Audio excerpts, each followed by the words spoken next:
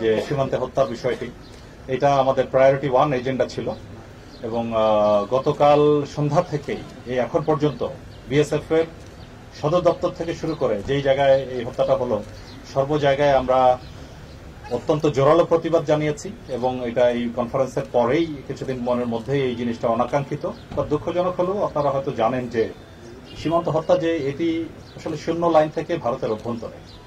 আমরা আপ্রাণ চেষ্টা করছি আমাদের এই অবৈধভাবে যেন ভারতের অভ্যন্তরে কেউ প্রবেশের চেষ্টা না করে।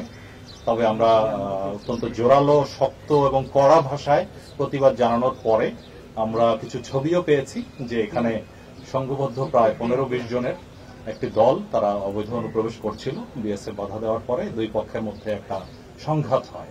সেই সংঘাতে একজনকে রাবার বুলেট ফায়ার করে, যেটা তার পেটে লাগে এবং দুর্বল স্থানে রাবার বুলেটও হত্যা করতে পারে, মানে হত্যা ঘটাতে পারে। আর এখানে বিএসএফ এর যে সদস্য আহত হয়েছে এই 15-20 জনের কারণে, সেও হাসপাতালে আছে, তার ছবিও আমরা পেয়েছি রক্তাক্ত, মানে আহত অবস্থায়। তবে আমরা জিজ্ঞেস করছি যে এখানে প্রমাণ চাইছি যে এটা এখানকারই যে আহত হওয়ার ছবি, তার প্রমাণটা কি।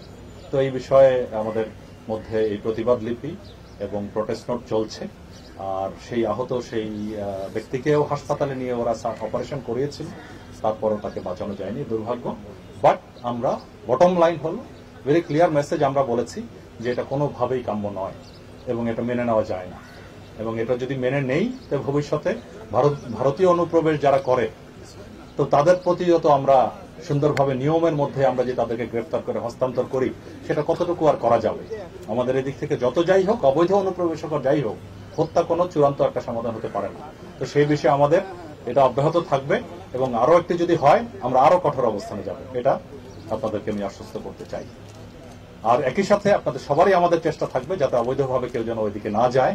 আমরা আপ্রাণ চেষ্টা করছি, প্রশাসন চেষ্টা করছে, স্থানীয় সবাই চেষ্টা করছে। তারপরও একটা কিছু কিছু ব্যক্তিকে আমরা ওই জিরো লাইন অতিক্রম করা থেকে বিরত রাখতে ব্যর্থ হচ্ছে অনেক সময়। বাট আমরা এই দুই দিকেই চেষ্টা করে যাবো। এক হলো বিএসএফ এর সাথে, আরেক হলো মানবাধিকার অর্গানাইজেশনের মাধ্যমে, তৃতীয় হলো যে কেউ যাতে না করে। আপনার দ্বিতীয় পয়েন্টটা সংক্ষিপ্ত আসতে চাই।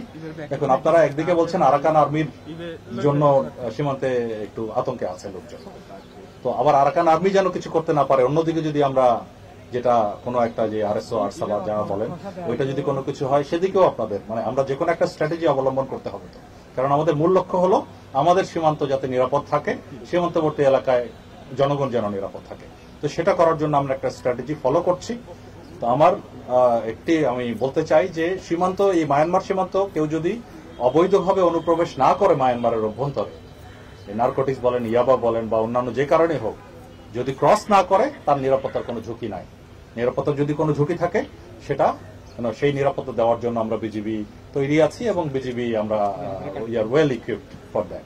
তো এই বিষয়টা থাকবে। আর স্ট্র্যাটেজি, এটা আমাদের মাননীয় উপদেষ্টা মহোদয় যেটা বললেন, ডক্টর খলিলুর রহমান সহ আমরা বিভিন্ন কনসার্ন এজেন্সি সহ আমরা বিজিবি সহ আমরা চেষ্টা করে যাচ্ছি। একটা স্ট্র্যাটেজি আছে, তবে এটার সম্বন্ধে বিস্তারিত এখনই আমি সম্মুখে বলতে চাই না, সঙ্গত কারণেই। আমরা আশা করছি যে সে বিষয়ে একটা সফলতা আমরা অদূর ভবিষ্যতে পাবো ইনশাআল্লাহ। ধন্যবাদ। আচ্ছা, ভালো থাকেন। আচ্ছা, থ্যাংক ইউ।